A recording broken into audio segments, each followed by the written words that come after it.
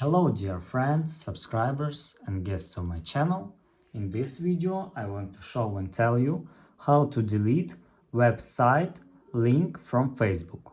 Please put your like, subscribe to my channel and share this video with your friends. Let's get started. So first you need to go to Facebook. After that go to our account and click edit profile. Here scroll down and click edit near links. And here scroll down and find websites and click remove. Click save and that's all. This is very easy way to do.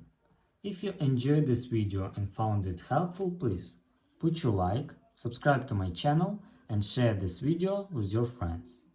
Bye bye everyone. See you later.